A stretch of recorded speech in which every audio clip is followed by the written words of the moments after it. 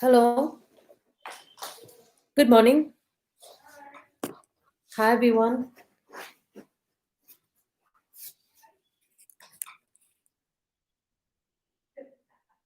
So, welcome to the Hi Harsh. Welcome to the Western vocals or vocals session on Music Pandit. I'm here to answer any of your questions, any queries you have about singing, and any questions you may have, anything you're struggling with, any techniques that you wanted to discuss more. Let me know any songs that you've been exploring, parts of the songs that are tough, anything like that. Any interesting topics that you want me to discuss in our upcoming videos, all of that we'll discuss several things like that. So just let me know, ask your questions. I'm here to answer them. Okay. Hope you all are having a great morning. For a change, we've been doing some live sessions in the morning and we are seeing a lot of interest. So before you start your day, you can do some singing. So let me know what questions you have for me.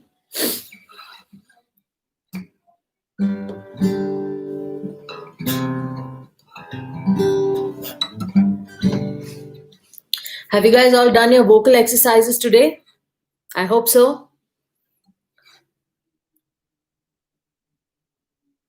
All right. So I have a question from a student, Pradeep Vijayan.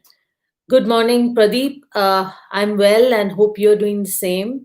Good songs for beginners to practice with. So, if you are looking to start singing simple songs, then there are some really good ones. For example, you can look at it depends on the kind of music that you're into. But if it's a bit of the older stuff, you can look at songs like Country Roads. John Denver is a good singer that you can probably check out. The songs are very simple but a lot of feeling, but they're very simple and easy for a beginner to start with.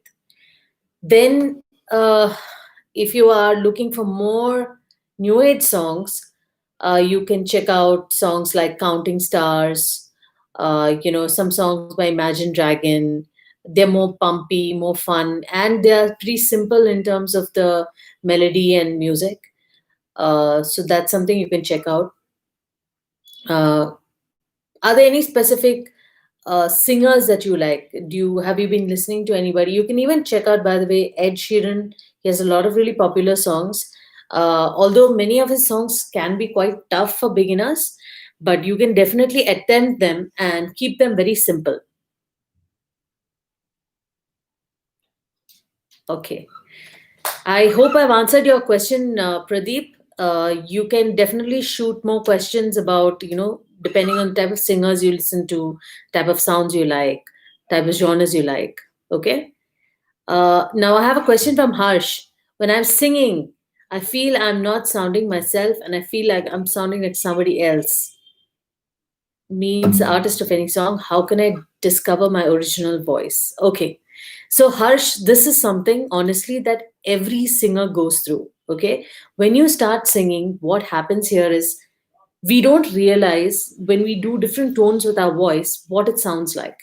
And you've never really done this before consciously. So, when you actually start listening to your voice, it does sound a bit strange. It happens to everyone. For example, the first time I recorded in a studio, I refused to believe that that was my voice. So trust me, it's nothing that, it's not unusual. What I would suggest that you do is, first of all, you need to start recording yourself to listen more to yourself and figure out how you sound. Because the sound that you think you sound like is what you're hearing in your ear, like what is like resonating inside your head. But actually, what is coming out from your mouth may be a little bit different. So that's the first thing you need to do. Start recording yourself so that you can hear the tone of your voice. You can figure out how you sound like. Now, when you sing other artists' songs, it's very normal for you to want to copy them. Okay. So you do tend to manipulate your voice so that you can sound like them. It happens.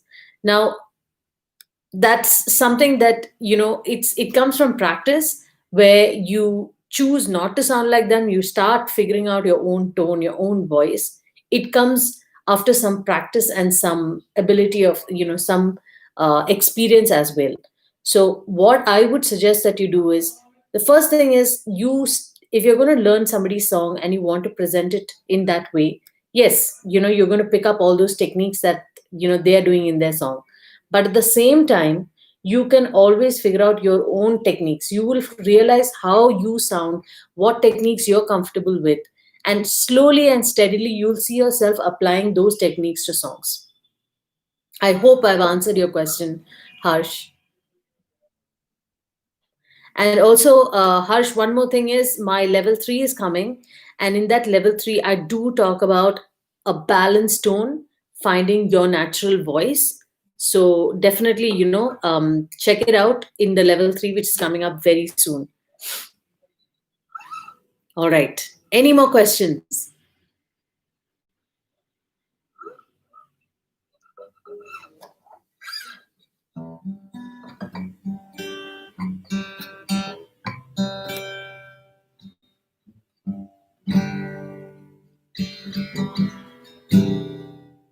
You're welcome, Harsh. You're welcome, Pradeep. Okay. I'm still waiting for more questions from you guys, okay? So please shoot your questions.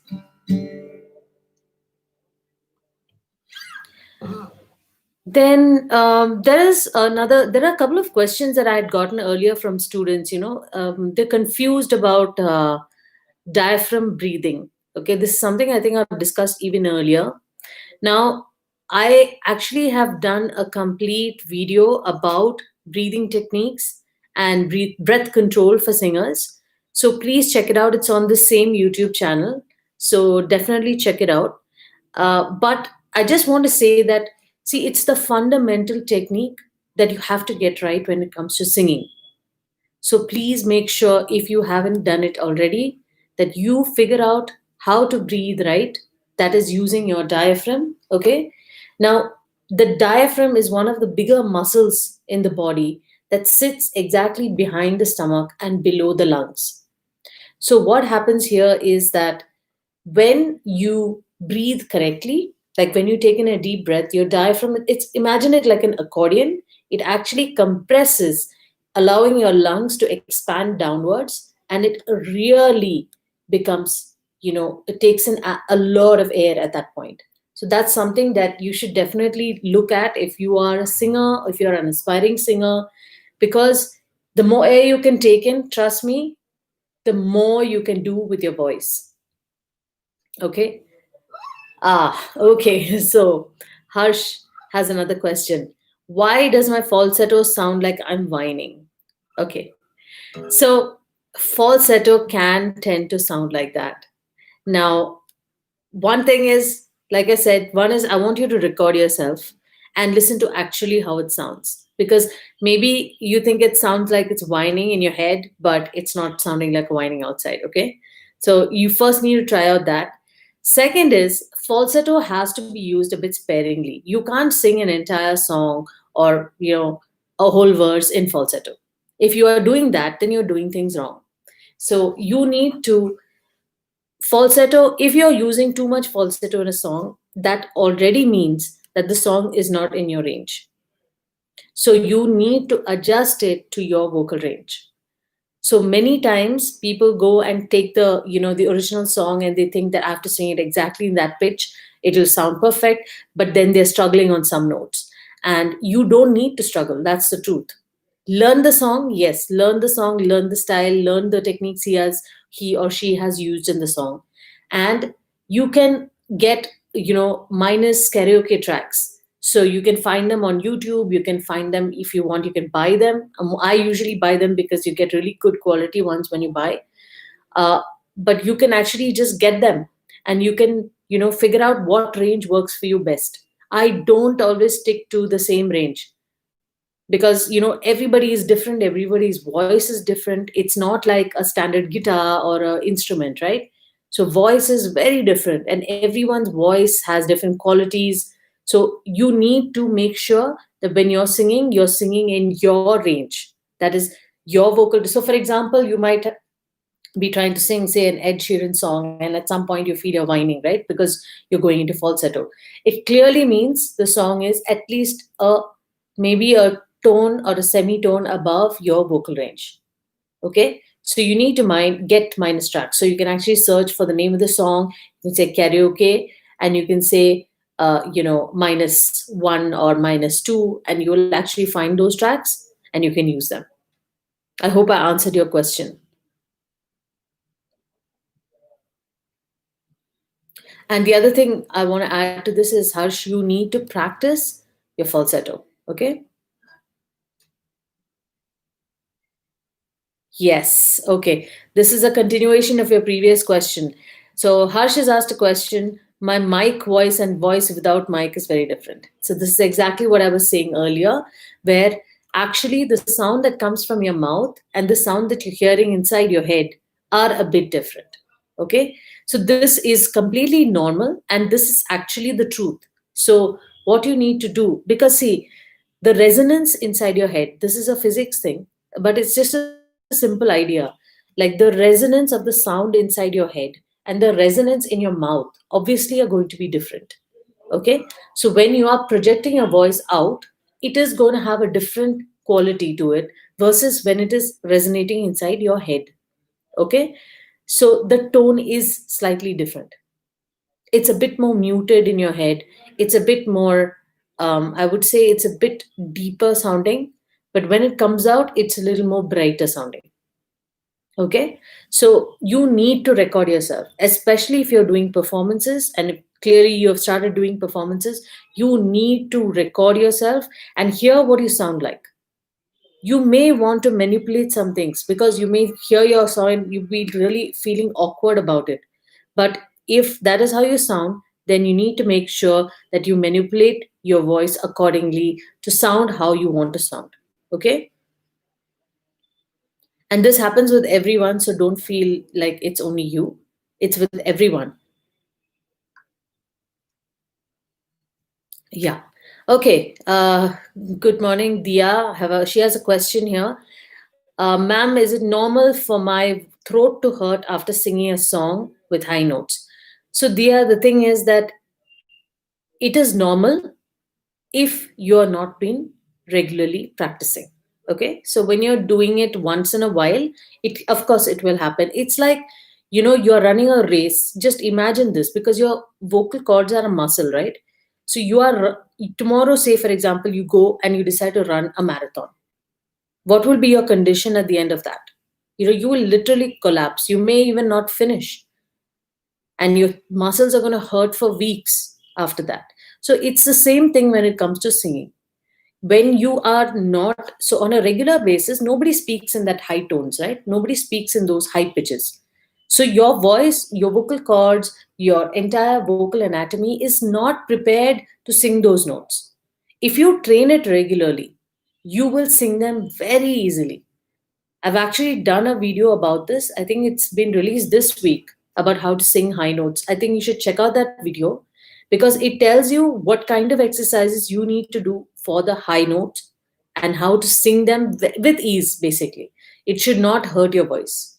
Okay, so it's normal only if you have not been practicing. But once you start practicing, doing this regularly, you will not feel a pain. You might feel a little strain slightly, but it will never hurt. Okay, and remember, if your throat, anytime, if your voice, if your throat is hurting, you should not be singing anymore. You should take a break, because singing when it's hurting or when you're ill makes your throat much worse, and there's a good chance that you can damage it permanently.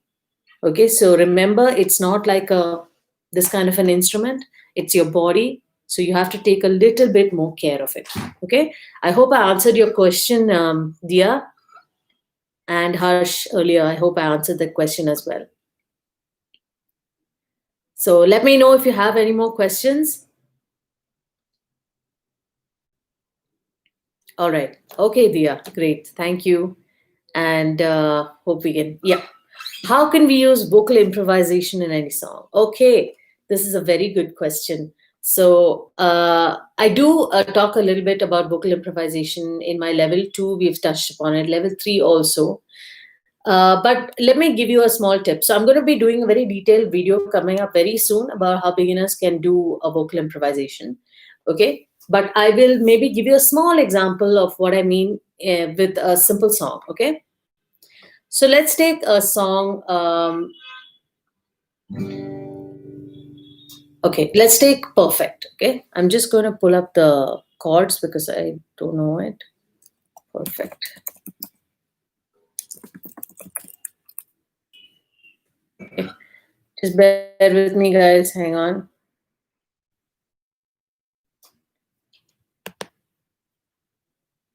So what I'm going to do here is very simple. I'm just going to maybe sing the first part, and then I'll show you as a beginner how you can do improvisation for this. Okay.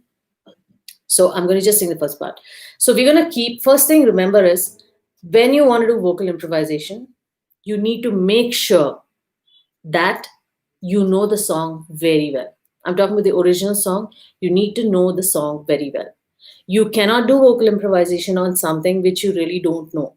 Okay. The reason is when you know something very well, you automatically understand the scale, you know on what notes you can go, whether it's minor, major, all of that. So you get a feel for the song before you sing it. Okay. So here we go on. I'm just going to play it in G. Okay. I found a love for me. Darling, just dive right in and follow my lead. Well, I found a girl, beautiful and sweet. I never knew you were the someone waiting for me. Okay, so this is the first verse of the song. All right. So what I'm going to do is I'm going to actually try and do something called a delay and an anticipation. So this is something that you guys can try as beginners. Okay. What we're going to do is we're going to simply delay some words and rush some words. Okay. Let me show you what I mean. So we're going to start again. I found a love. See that? For me, darling, just dive right in and follow my lead. I found a girl, beautiful and sweet. I never knew you were the someone waiting for me. So that's just a simple thing what I just did. I just delayed some notes. Okay. So when you're playing on your own instrument, of course, you can manipulate it further because you can just hold back on playing the next chord. But when you're singing along with the song, you cannot make too much. So if you're singing along with the original track, like the backing track, it might be difficult to make too many adjustments, but you could still do this simple technique. Okay. So remember delay and anticipation. So you're rushing some words, you're delaying some words slightly. It's just a small play on a song. And I think if you can try it out with a simple song at home and let me know how it goes. Okay. So Harsh, I would love to know if you can just try this out at home and see if that helps you make a slight variation on the song. Okay. So, and one more thing I wanted to keep in mind about improvisation, you shouldn't do too much improvisation unless you are changing up the entire song. The thing is, if you're changing up the entire song, of course, it's completely in your hands. You can do whatever you want. But if you're going to do vocal improvisation, pick some parts of the song and then showcase that. That basically gives it the original song, but a fresh spin on it. Something different in between, elements of really interesting elements, rather than trying to change up the whole song. Especially when you're singing the original, what happens is people expect that. But when you do some really nice bits of vocal improvisation, that sounds amazing. Okay? So that's just a little tip for you. I hope this was interesting and you were able to understand what I was trying to say. Let me know, Harsh, if that was useful for you, okay?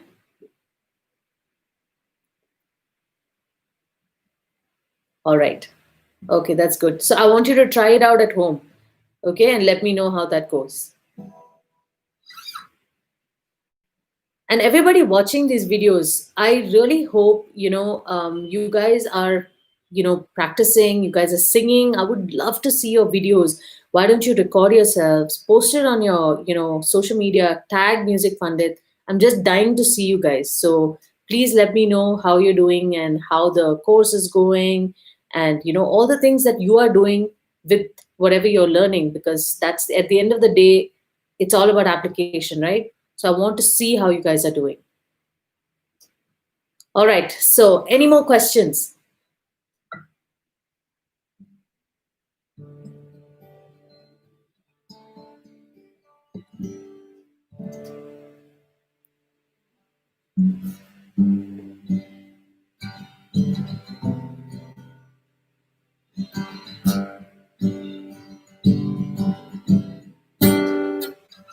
So, maybe I'll just quickly step in here to talk a little bit about vocal exercises. Okay. So, what happens is, even me, I do tend to slack off a little bit sometimes, which is really not a good idea. But it can happen where we can slack off and not do regular vocal exercises. Now, it's like this. If you're just singing once in a while, and if you're not that keen to develop your techniques, then of course you know what's to be done, you know how to warm up, and you know how to get singing. That's okay. That's all you want. That's fine. But if you actually want to become a good singer, if you want to become, this applies for anything in life, isn't it? If you want to become a good athlete, you want to become a good singer or a musician or whatever it is, you there's no other replacement for practice, right? Because if you keep training and if you keep your voice in good shape, then you can always sing really well, versus if you do it once in a while. So that is just that, apply it. If you really want to sing those songs, you want to sound like some of these amazing artists out there, you have to do the work. I mean, it's not. It's like they don't just get up and go for a show or perform. So in my early days as well, I haven't done as much vocal exercises, vocal training, and it did impact my voice. When I did shows and when I did performances, I would just lose my voice by the end of the night, and it would be like, it would take days to recover. So it's definitely, that's not something that you want to, be in. You want to be in a better place. You are here because you want to know more. You want to take care of your voice. You want to become better. So please, take the chance, take the effort, and it will really pay off. I'm sure if any of you have already started doing your vocal exercises, you'll know that it it really makes a difference. In just a few weeks, you'll be like, you will already see a difference. The same song that you found tough, or those notes you found difficult, they will just start easing up. Okay. I have one more question here. Hi, Charlotte. Hi, Carol. Thank you for joining. Okay, I have a question again from Harsh. Is it a good idea of composing our own song and singing it by ourselves? Okay, so I mean, that's the dream, right? You can compose your own song and you can sing it by yourself. That's amazing if you can do that. Uh, it's I think there's a huge advantage if you can compose your own music and sing it, because one is, your vocal range, you know what you're comfortable with, you know what things you can do, or what techniques you can put in. So that's pretty awesome. And if you feel that your voice is not enough, you can always bring in some more other singers to collaborate. You may have seen on Music Pandit also, we have many collaborations that happen. So I think music is a community thing. So, don't only try to do everything by yourself. Partner with people. Bring in your friends who can sing. Bring in other musicians, and try to do interesting things with your music always. I hope that answered your question.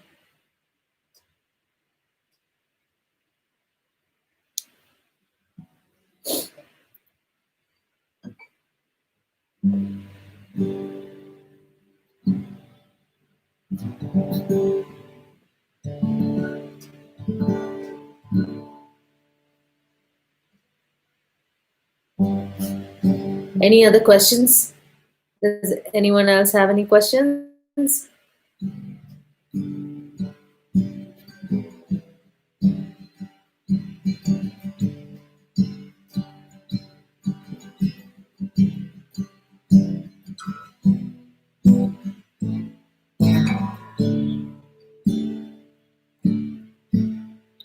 All right. Okay, guys. So if there are no more questions, we are going to wind down the session. And I'll hope to see you guys again sometime next week. So do let me know in the meantime if you want me to discuss any more topics in detail. We can definitely touch upon those things. And I hope all of you are using. Okay, there's another question, very interesting question here. Is it true that getting obsessed with any song is bad for us? Well, if it is bad for us, then I've been through some terrible things in my life. No, no, there's absolutely nothing wrong. I think it's pretty awesome to get obsessed with something. You know, if you want to learn it that bad, clearly that comes out, right? That's your passion. So trust me, throughout my life, whenever I've heard songs that I've liked, I've become obsessed, and I've obsessively listened to them till I crack all the nuances in them. So it's okay, nothing to worry about. I think it's only a yeah. I'm exactly the same. If there's a new song which I love, I listen to it like obsessively. And the same thing I do if I'm trying to learn a new song. I listen to it all the time. It's playing everywhere at home, it's playing in my car, it's playing in my headphones, it's playing in the office, everywhere. So it's, it's, I think it's just a sign of, passion, and there's nothing wrong with it, nothing to worry. Hi, Ilya. Welcome to the session. So, yeah, Harsh, I hope I answered your question. It's awesome. I'm happy to hear that you're obsessed with some songs. You should be. I think that's the way you'll really deliver what you need to. So, any further questions, guys? Any more questions?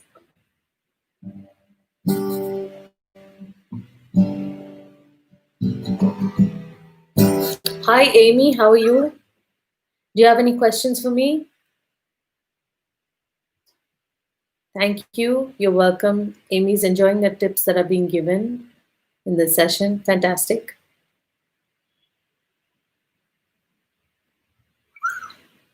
So we've talked a lot about stuff today. I just want to quickly run through everything again. If any of you have missed it, please go back and see the session.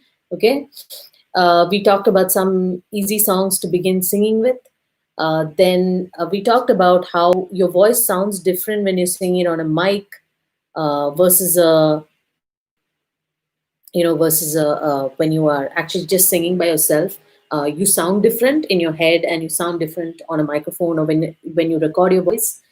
So check that out. We talked about how you can sing high notes with ease, right? And we talked about composing and singing your own music. Now Amy has a question here: how to sing with piano or guitar? All right, so the first thing that you need to do, Amy, is when you want to coordinate two different things, you need to practice one of them first. Okay, and I would suggest, if you're going to sing with an instrument, practice the instrument first, because singing is far more natural to us than playing an instrument. So, first of all, what you need to do is play an instrument, and you need to be able to play that song or whatever piece that you're planning to do very well. So, you practice that, and you practice it. For example, if you're practicing a keyboard, you should be able to play the entire song even while watching TV, reading a newspaper, anything. You can be talking to somebody, but you should be able to play the piece perfectly. Okay, that's the best thing you can do. If you can get that right, you will be able to sing and coordinate your singing and playing perfectly. It's something like building a multitasking ability. Okay, I hope I answered that question for you.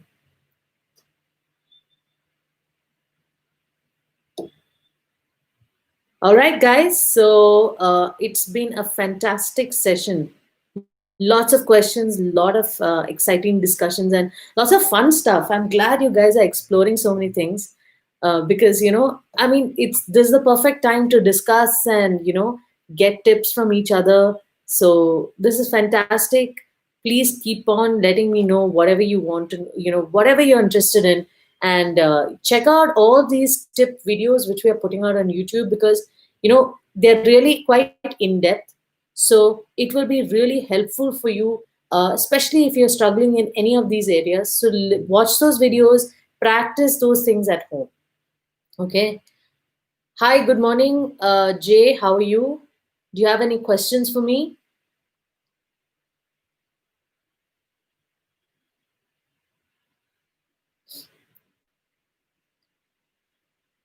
Okay. So, guys, with that, I will see you again soon. But I hope you guys are having a good holiday season, and you know, learn to play some Christmas carols. They're pretty simple. Uh, yeah. Okay. Oh, I have a quick question here. Please give us a reason why learning an instrument will be beneficial. Okay. So, yes. Thank you, Dia. You too. Have a great day. So, the reason why learning an instrument or learning music, okay, not just for adults but for children as well, why it is really beneficial is simply this.